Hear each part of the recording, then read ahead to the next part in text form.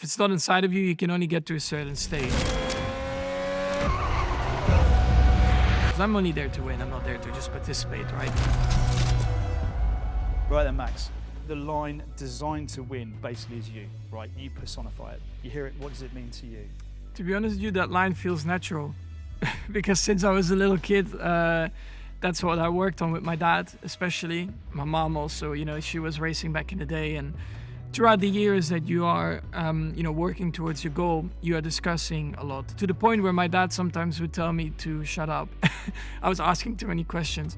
But it was always about learning from what my dad already experienced in racing in Formula One and trying to be better, trying to be faster. I would say from 7, 8 years old, that was always the target. In a way, by discussing it that much, and my dad, of course, preparing me for it. Once I got there, nothing was really overwhelming. And I think that helped me a lot.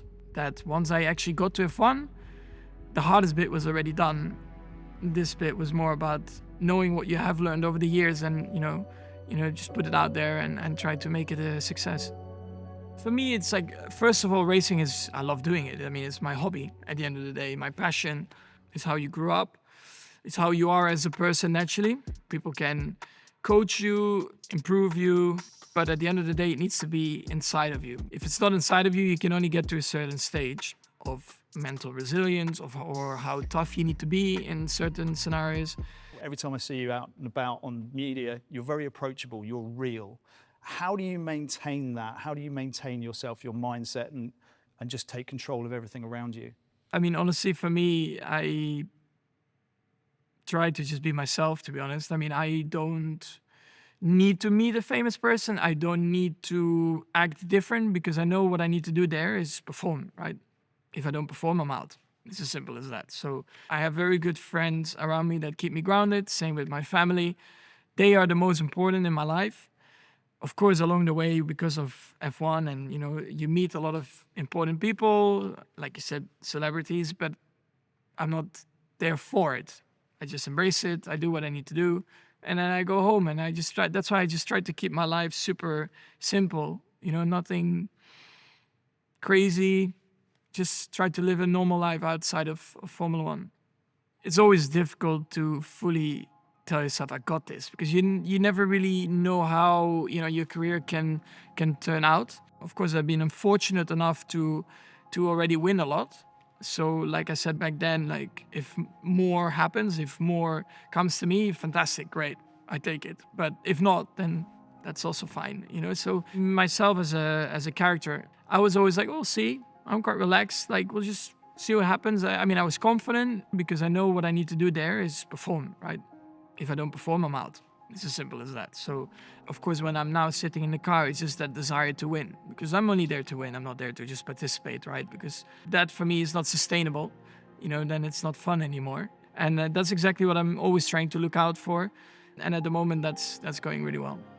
Is there anything outside of racing that you're as passionate about, you're as driven by, that in your flow state, anything outside of racing?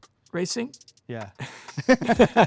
But then not racing, not even necessarily myself. But for example, of course, one of my goals is to bring a simulator driver into the real world.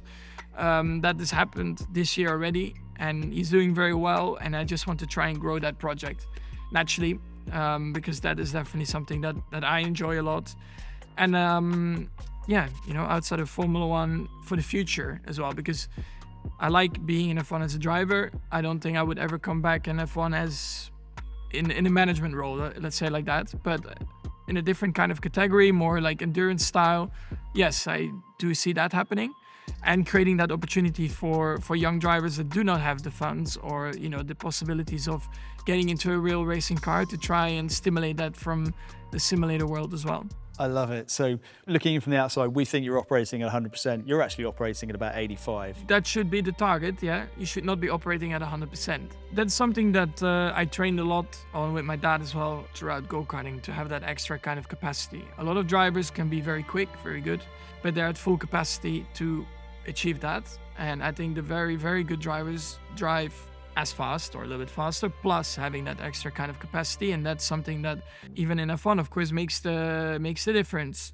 I do look a lot on the TVs for gaps or whatever, but at the same time, yeah, performing under pressure, being there at the right time, that is very hard to coach. That is Now been a decade. We can look back over 10 years of Tag Heuer, yourself and Red Bull all working together. I mean, when you say F1, you say Tag Heuer and the other way around, So, of course, being part of the team for so long, you have launched watches together, special gifts as well. For example, the one I'm wearing now is probably like back in the day. I think it was Mario Andretti wearing it, So like made for champions, and when you receive a watch like that, it's very special. And yeah, you have a lot of special moments that you create along the way. How does it feel then to think that in maybe 20, 30 years' time, people will be referring to you in the same way that we refer to these other drivers?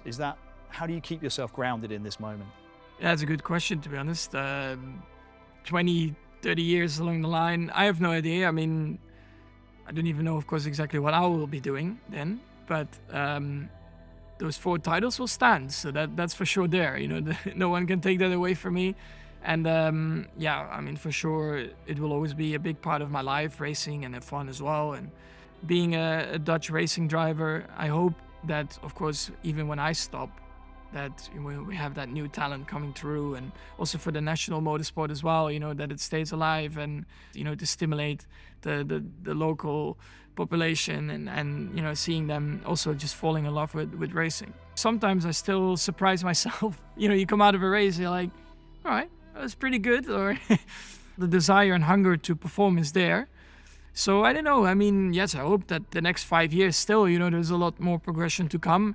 It just depends on a lot of things, have to come together. Yeah, I absolutely love the fact that we probably haven't seen the best of Max Verstappen. I hope not.